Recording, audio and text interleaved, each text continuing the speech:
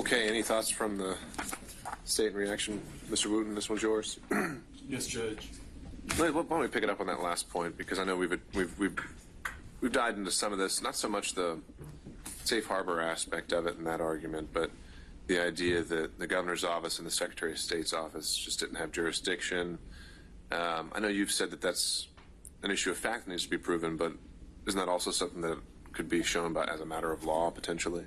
And I know you don't agree it is, and so you can cover all that. Sure. I don't agree that it's a matter of law. It is an issue of fact. And we've briefed this extensively and argued this before. We believe that even if it's not an issue of fact, even if the court were to consider it as a matter of law, we've given ample reasons why under statute all of these entities have jurisdiction over many of the crimes that are alleged in the indictment, many of the topics that, well, all of the topics where we've alleged that some of these defendants have made false statements regarding. So I do maintain that I believe that it's an issue of fact for the jury to decide that we have to put up that evidence. We have to ask the GBI officers, you know, what is your duty? What is your authority? What can you investigate? We have to ask the Secretary of State individuals while they're on the stand, what are your duties? What is your job? What do you do? Why are these things relevant? Why are these material to areas where you have jurisdiction to do something? What is your ability to act on these things? I think all of that has to come out at trial. And so as it relates to that argument, I think it's way premature. And anything that again, I always go back to the standard for what is a demurrer, right? Right. But what I'm saying, just if there was a statute that explicitly, you know, said that they didn't have jurisdiction, remind me, what is it that you're saying, just as a matter of law as a parent, that provides the governor authority over this after the safe harbor date? Judge, I don't have the indictment in front of me, so I'd need to know specifically what statement we're. I think this is in regard to the certificates or the paperwork where, you know, if an elector doesn't show up on election day or on December 14th, that the governor has to ratify a replacement of that person. I think there were some documents that were delivered by Mr. Schaefer and his co-conspirators to the governor's office, trying to get the governor to do that. That's provided by statute, that the governor is the one that has to ratify a replacement. So statutorily, he absolutely has the authority to act on that matter. Okay. All right. So, from the top, I think there was a lot of time spent on definition of public officer and some of the allegations raised in Mr. Still's briefing, which I think his motion deadline should be coming up soon. So if he's requesting argument, we'd have him in. Sure. But if you want to make any initial reactions, well prepared, Judge. All right. First, I want to kind of, I've made this statement in the past as it relates to Mr. Schaefer, and I'll make it again, which is we have to address an elephant in the room.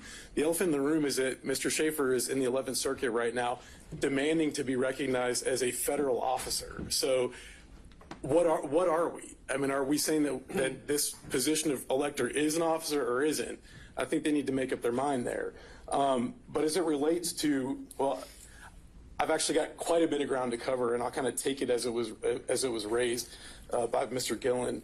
I want to start with, and again, as we pointed out in our response, we don't believe that the definition section in 2153 applies. I think you as much conceded that. So, but Judge, if it did apply, I think it actually supports us, because if you look at paragraph B, this is 215322B. It says public officer means every other elected state official not listed in subparagraph A. So it's a comprehensive definition of any elected state official. So we believe that that would absolutely cover it to the extent that it's persuasive, that it shows that presidential electors are public officers. That definition says any elected state official. So they are elected state officials. I want to hit briefly on the cases that were raised by Mr. Gillen as it relates to what Mr. Still put in his pleadings, prepared to address those. First, there was an intimation that 161023 only applies to police officers or peace officers. We know that that's not true because of a case called Kennedy versus Carlton. That's 294 Georgia 576. 2014 Georgia Supreme Court case where a conviction was upheld for someone impersonating a DFAX employee, clearly not a police officer, a peace officer of any kind. So we can dispense with that argument.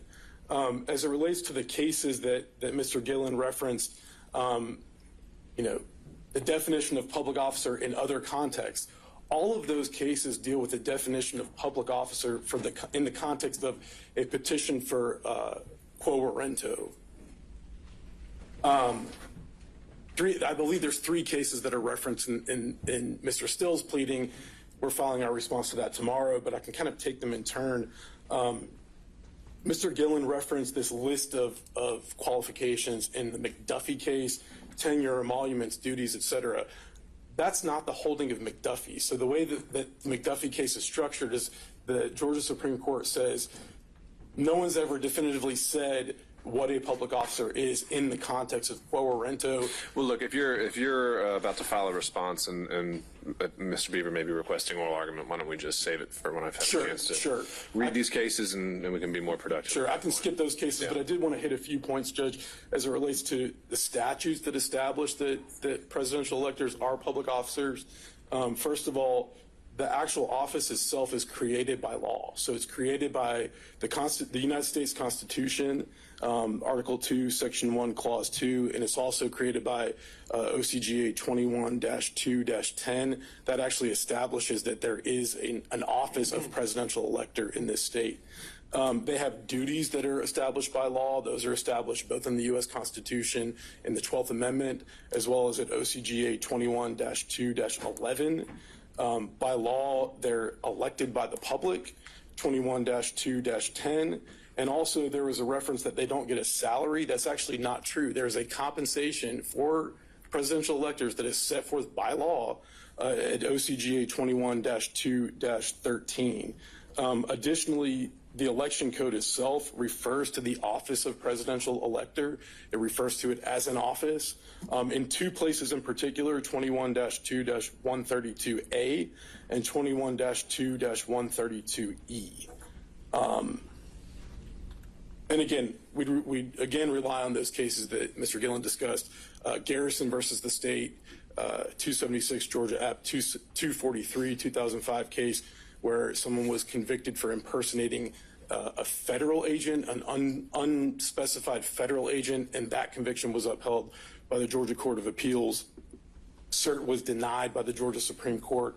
And then the Libri case where they, of course, impersonate the Metro Atlanta Human Trafficking Task Force that doesn't exist. So we would argue to the court that the definition for 161023's purposes that our appellate courts have applied a very liberal definition as a public officer. It doesn't even have to be a real public officer, doesn't have to be a state officer, anything that purports to be, someone acting by authority of the government is a public officer. And that's certainly what presidential electors do. Their positions created by law, their duties are established by law. All right, so jumping down to the forgery counts.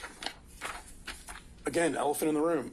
1691, there's at least 5 ways that you can violate the forgery statute. The cases that the case that Mr. Schaefer relies on, Jackson versus the state, that's someone who was charged with forgery based on purporting a document purporting to have been made by another person.